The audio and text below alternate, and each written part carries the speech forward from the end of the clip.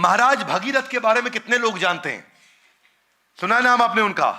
महाराज भगीरथ कौन थे? उनको उनके गुरु ने बताया कि अगर तुम पूर्वजों की आत्मा को मुक्ति दिलाना चाहते हो तो तुमको गंगा जल की आवश्यकता पड़ेगी। गंगा जल, गंगा थी नहीं, मां गंगा का वो आवाहन करना चाहते थे, इन्वोक करना चाहते थे मां गंगा को, पर मां गंगा थी नहीं। और ऐसा बताया गया कि मां गंगा अगर आ भी गई तो उनसे पूरी धरती डूब जाएगी।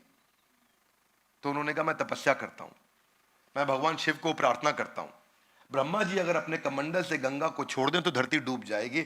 वो तो अपनी जटाओं के अंदर भगवान शिव ने उनको समा लिया था, इसीलिए गंगा के साथ।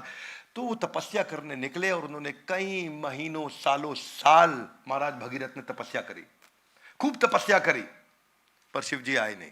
शिव जी आए नहीं। इसको क्या बोलते हैं? इसको बोलते हैं increased effort with every failure. One more time, come on. क्या? Increasing effort with every. इसको क्या बोलते हैं? इसको बोलते हैं इंक्रीजिंगली अनअफेक्टेड कंसिस्टेंट एक्शन।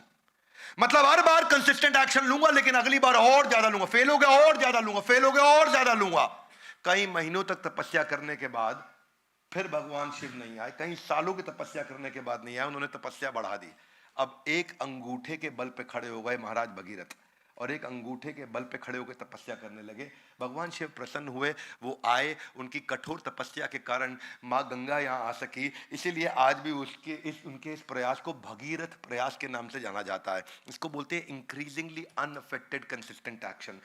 जिस व्यक्ति ने ये साइंस को पकड़ लिया, ऐसे व्यक्ति को कोई फेल ही नहीं कर सकता, क्योंकि वो फेल कभी होता ही नहीं है। हमारे साथ बड़ा भारत शो में इंस्पेक्टर जनरल उत्तर प्रदेश के, जिनके ऊपर एक वेब सीरीज भी बनी थी एमएक्स प्लेयर पे, वो आए थे। कोई बताएगा क्या नाम था उनका? हाँ, आईपीएस नवनीत सिकेरा। आईपीएस नवनीत सिकेरा ने क्या बोला वीडियो के अंदर कि मेरे को माइक टाइसन बॉक्सिंग में नहीं हरा सकता। बोले क्यों नहीं हरा सकता? बोले क्या करेगा, ज्यादा से ज्यादा मार देगा, मैं गिर जाऊंगा, अस्पताल चले जाऊंगा। हारा नहीं मैं, ठीक हो जाऊंगा, फिर खड़ा हूं, दोबारा लड़, फिर मारेगा, गिर जाऊंगा।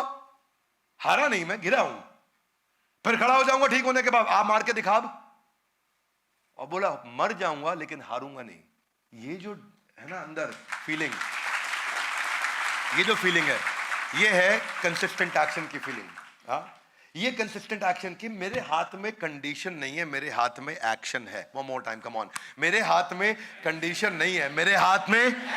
और जितना अच्छा एक्शन उतना ज्यादा possibility of positive new reaction. जिस दिन इंसान कर्म को एंजॉय करना शुरू कर दे, फल आए या नहीं आए उसकी चिंता खत्म हो जाती है।